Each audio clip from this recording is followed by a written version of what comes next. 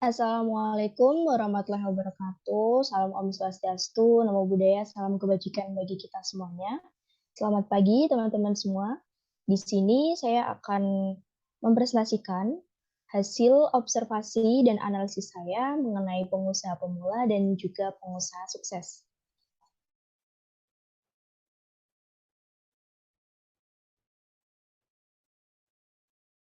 Di sini sebelumnya saya Kaulandari, NIM 1401421321320.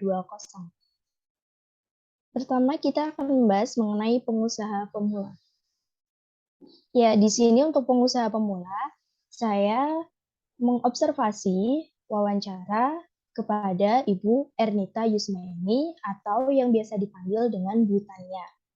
Untuk profil beliau,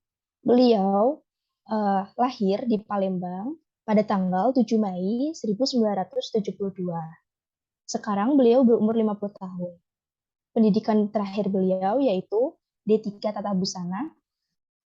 Kemudian alma mater dari beliau dari Universitas Putria Palembang dan alamat beliau Perum Indo Permai Bawah nomor 25 Tambak Aji, Kecamatan Ngalian, Kota Semarang, atau tepatnya di sebelah kos saya.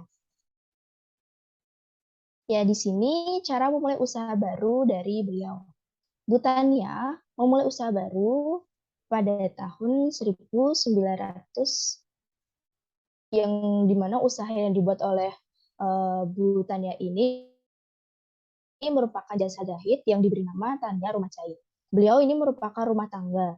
Jadi di sela-sela beliau merawat anaknya, dia mencoba untuk menerima jasa jahit yang dimulai dari melayani tetangga sekitarnya. Namun usaha jahit tersebut di pertengahan bulan itu beliau menutup usaha tersebut karena suatu permasalahan tertentu. Kemudian pada tahun 2018 beliau mulai membuka usahanya kembali, yaitu usaha jahit Tania Rumah Jahit. Dan tidak hanya itu, beliau juga membuka kembali usaha kelontong yang ada di depan rumahnya. Jadi usaha jahit dan juga usaha kelontong ini beliau buka di rumahnya sendiri. Untuk usaha kelontong ini, alasan beliau membuka usaha kelontong baru itu karena ceritanya itu karena rumah beliau letaknya strategis di dekat kos-kos anak perkuliahan, kemudian banyak anak perkuliahan yang meminjam barang di rumah beliau. Karena di daerah gang beliau itu tidak ada toko, kemudian beliau inisiatif untuk membuka toko kelontong yang tujuannya untuk memfasilitasi dari para anak-anak kos. Kemudian strategi pemasaran dari beliau. Jadi beliau menggunakan dua strategi pemasaran. Yang pertama yaitu sistem tradisional. Di sini beliau untuk sistem tradisional, customer yang datang itu melakukan transaksi dan pemesanan secara langsung di tempat. Kemudian untuk sistem digital, beliau memanfaatkan pemasaran menggunakan Google Maps, search engine marketing, atau menggunakan hasil pencarian di Google dan juga WhatsApp. Kemudian kendala yang dihadapi oleh beliau. Jadi ada beberapa hal yang pernah dihadapi oleh beliau, kendala-kendalanya saat beliau memulai usaha maupun dalam usaha yang sekarang ditekuninya. Kendala yang dihadapi yaitu pertama tempat pembelian bahan baku yang jauh, sehingga beliau membutuhkan transportasi yang jauh dan lama untuk pembelian bahan baku. Kemudian yang kedua yaitu proses menjahitnya yang lama. Ketiga, beliau harus tetap menjaga kualitas yang sama untuk setiap penggunaan jasa jahit tersebut. Kemudian, beliau juga harus mampu mengikuti perkembangan zaman terkait model-model jahitan seperti itu. Selanjutnya yaitu omset yang beliau dapatkan. Jadi untuk usaha jasa jahit tersebut, beliau itu sebenarnya tidak menentu untuk hasilnya tiap bulan, karena itu semua tergantung dari customer yang datang. Awal merintis usaha, pendapatan yang beliau dapatkan per bulan itu berkisar kurang lebih 3-5 juta. Kemudian karena kerja kelas beliau, kemudian karena beliau juga sekarang memanfaatkan strategi pemasaran digital, sekarang pendapatan beliau itu bisa mencapai 45 juta untuk 1 bulannya. Ini kemarin waktu observasi wawancara, saya juga menanyakan kepada beliau terkait saran apabila kita sebagai seorang mahasiswa ingin memulai usaha baru. Kemudian beliau memberikan saran bahwasanya jika kita ingin memulai usaha baru, yang penting kita berani untuk memulai usaha tersebut dari nol. Kemudian kita mengetahui dengan benar usaha yang akan kita geluti. Kemudian kita harus percaya diri dan mau menerima segala macam resiko yang mungkin akan muncul dalam usaha kita. Dan tidak lupa, tentunya kita harus mempersiapkan mental dan juga modal. Ya, selanjutnya kita akan membahas mengenai pengusaha sukses. Nah, di sini untuk pengusaha sukses, saya mengambil seorang tokoh terkenal di mana beliau merupakan CEO dari PT Garuda Food, bos kacang, yaitu Sudame Agung Waspodo Senjoto. Profil beliau lahir di Rembang pada tanggal 20 Maret 1956. Sekarang umur beliau 66 tahun. Kemudian pendidikan beliau pernah kuliah di jurusan ekonomi dan juga di jurusan hukum. Alma mater beliau dari Universitas Kristen Satya Wacana atau UKSW di Salatiga. Beliau pernah menduduki sebagai chairman Garuda Food Group. Kemudian beliau juga pernah menduduki grup chairman Tudung Group, grup CEO of Tudung Group, presiden direktur Garuda Food Group, dan juga sekarang ini beliau menjabat sebagai anggota Komite Ekonomi Industri Nasional. Ya, kemudian sepak terjang dari Bapak Sudame, dari awal dia mulai kuliah sampai dia menjadi CEO dari PT Garuda Food, itu di mana yang pertama pada saat dia lulus kuliah, dia tidak langsung menjadi CEO PT Garuda Food. Dia tidak langsung meneruskan usaha bisnis keluarganya, yaitu usaha kacang. Tapi beliau lebih memilih bekerja di PT Gudang Garam Kediri selama 13 tahun. Kemudian setelah itu, beliau menjadi direktur di PT Tria Santosa Tbk yang merupakan anak perusahaan dari PT Gudang Garam.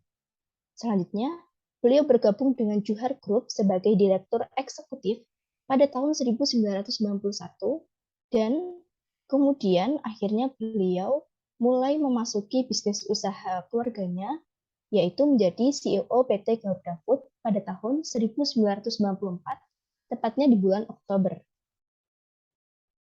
Ya, di sini kendala yang dihadapi oleh Bapak Sudame ini sendiri dalam usahanya. Yang pertama, ditolak beriklan di stasiun televisi swasta. Jadi Bapak Sudame ini pernah mencoba untuk mengiklankan produk kacangnya di salah satu televisi swasta.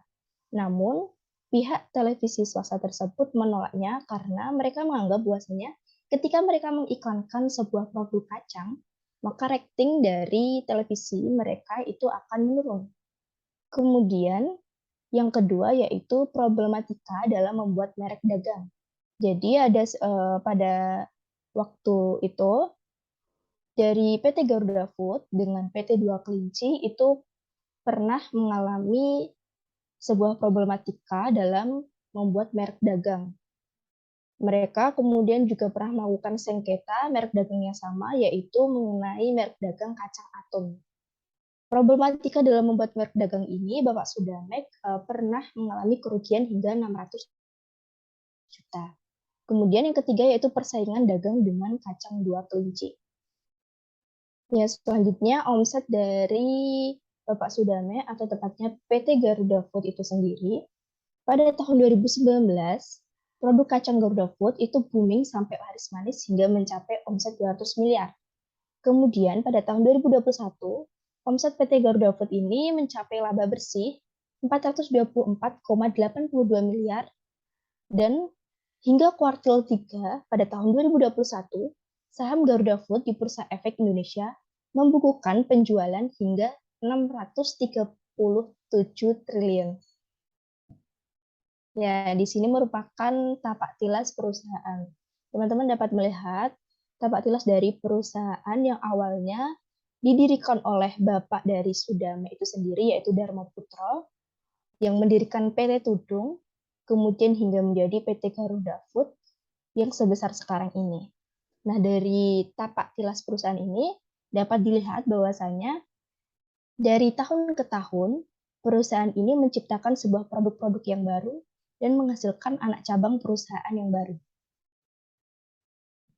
Ya, di sini merupakan anak perusahaan dari PT Garuda Food itu sendiri.